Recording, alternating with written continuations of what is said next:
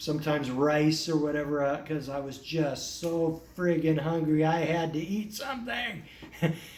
And so I took what was here. And I did a lot of fasting too. I skipped a lot of meals while I'm here. And the Cancer Center meals are excellent, but man, are they small. Just dishes about maybe that, and it's like a little bit of quinoa or like some soup of like lentil soup, and then the juice drinks, and then I would have something similar to that at lunch, like a small salad with something. And that is not enough to fuel a 55-year-old heavy diesel truck mechanic, right? And I would just be getting hungry and hungry and hungry, and then it's not totally low carb like I'm used to, so I didn't have the protection of a keto lifestyle to prevent all those blood sugar rises and drops, which make you so friggin' hungry. So, guys, I caved, and a lot of times, 2 or 3 times, 4, maybe not quite 4 times a week, I would like cave, but I would try to fast whenever I could, because the food just wasn't right. And then I found out yesterday that they had screwed up the thing, and man, were they trying to kiss ass to make up for it. But man, you can't make up for something like that. It is impossible to fix. The price I've paid, I might have made better progress with the cancer if I had like 3 meals like what's served at the cancer clinic, But, so I'm going to have a meeting with the owner of this company. The company is called Hope for Cancer. The hope, as crazy as it sounds like you're hoping for cancer, but no. The idea is that you hope, you have hope even though you have cancer, right? I don't know if I'd have named it that, but whatever. So I'm going to talk to the owner of the company when he shows up. He's a doctor who started this whole thing. He's got like clinics in Tijuana, Cancun, and in Thailand as well. And I'm not sure about others, but there's a real demand for this, and I am highly pleased with what I've accomplished here. And I'm not in remission, so to speak. I've still got some cancer going, but man, is it smaller. And as soon as I hit the ground over in back home, I'm going to run to my naturopath and get a CEA test and see what it's saying. And I'm going to get another vitamin C megadose IV while I'm there, and continue my saunas, get some cardio. I'm going to eat really well, and and you actually have to inject yourself with some vials that they give you, and I can do that, and basically the battle continues. Then I'm going to be, I guess you can't call it a battle, or the adjustment, the adaptation, the problem solving. The project will continue, and I'm excited for it. And this is a challenge that is worthy of everything I have. And my brother's cancer, I think cancer saved my ass, because if it wasn't for cancer, something else would have got me. I was like borderline high blood pressure. I was ready for a stroke, heart disease, any number of problems like diabetes because of my obesity, and of course, any number of I think I said diabetes, but any number of problems I was just waiting. I was just a target for all that stuff, and it happened to be cancer. And the cool thing about cancer, it's both slow and it's scary as fuck. And it was enough that I was ready to retire, right? And then, but cancer was the real clincher, man. When I got that cancer, I knew it was time for me to pull the plug on that job and work full time on this. But yes, it looks to me like, from all the emotional therapy, it looks to me like I am fleet. I have been spending much of my life trying to insulate and protect myself and pull myself away from things that are just disgusting, dirty, dangerous, and degrading and horrible. Like the military, for example, where everybody who was above me in rank practically, except for just a few angels in disguise, man. Like Sergeant Walton. He saved my friggin' life over there. But basically, except for a few good people, man, a lot of much of the leadership in the Army is just people who have nothing, very little potential, low IQ, hostile, stupid, abusive, and disgusting, and having to follow the orders of those people every day, day in, day out, was just wrecking my self-esteem. And I had to get out. And I was suicidal in the Army, and man, when I got out and went to diesel school, the first week of diesel school, the depression lifted like magic.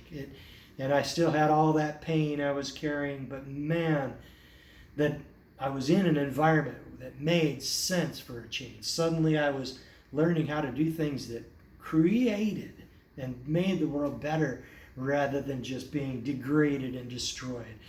And then all continuing on, all the abuses of women, the disgusting, horrible things they've done and they do when they get power over you. It's just almost something that they're proud to do up north, And the local, the counselor woman, she is Mexican, right? And she, very, very excellent English, amazing knowledge, and she couldn't understand at first because she is just used to the culture here, which is a sort of a macho culture, and men are pretty much in charge of the marriage, which is changing though.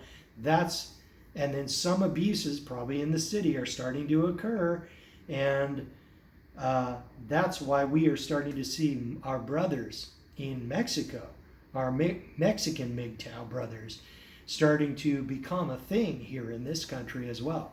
And as feminism gains its ground, man, maybe they can derail it, maybe.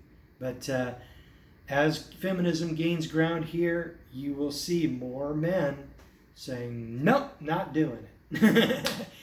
Okay, MGTOWs, I've got a dinner thing, with some other cancer patients over there, and that one of those restaurants called Verona down in the courtyard, and I am going to get ready, and I am bringing my MGTOW shirt, and I'm going to go get some good food at that friggin' restaurant, which I couldn't do before. I ended up having to eat friggin' cheese pizza over there because I was just so friggin' hungry. But now I'll be able to get something good down there because I'm on the cancer list. Just 4 days before I go home, they finally figured it out. So anyway, I'm sounding the alarm. If anybody else goes down here, make darn sure they code your room right.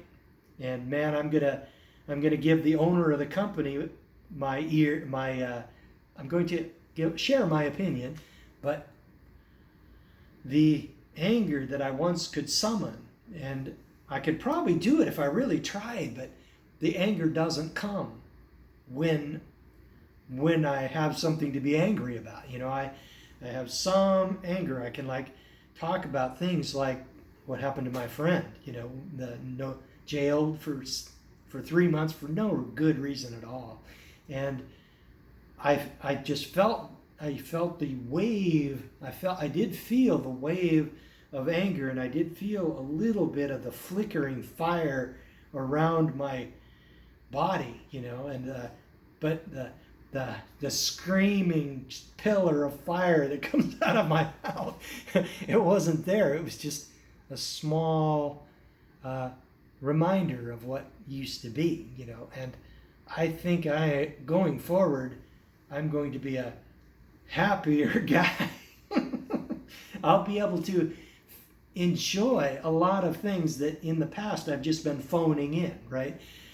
This is supposed to be fun, so I'm going to do this, and then I will do the next thing on the list because this is supposed to be fun, and then, but I couldn't feel the joy that that friggin' emotional side that I've just been throwing away, taking big pieces of myself and just throwing it away and stomping it down and just saying, go away, and then the emotions were going, did largely go away until they were really triggered, as they say, and then they would come blasting through, disrupting my equilibrium and screwing me all up to the point where my heart was racing. I couldn't do I'd be trembling. I couldn't do anything. But I think going forward, I will be able to feel the fun of a lot of the fun things I do, and I will be able to enjoy a lot of the things I do in a deeper way. And MGTOWs, that is really close, if not worth the price of admission. And I paid $49,000 to be here. And I think it's worth the price of admission very much, just for the counseling and the acupuncture and the dealing and beginnings of working to reintegrate my emotional side with my intellectual side. And then I will be able to, even right now, I can enjoy things like I couldn't before, like I'm going to enjoy that interaction with the other cancer patients, whereas in the past it's just been painful to interact with a lot of people. It's like social anxiety was always there, and it was just hard to trust somebody enough to talk. And it was like this giant canyon, like the Grand Canyon, and I would see the person on the other side of the Grand Canyon, and we'd have like phones that we could like talk to back and forth, or I'd just be shouting from the other side of the canyon, yeah, buy Bitcoin, go MGTOW, and I couldn't really feel and touch and interact with people closely on a more emotional level, but I can feel that ability now, and I am more, my brothers. I've grown, and I am more than I was before. So I'm off to get some real food, something that won't kill me. So don't get married.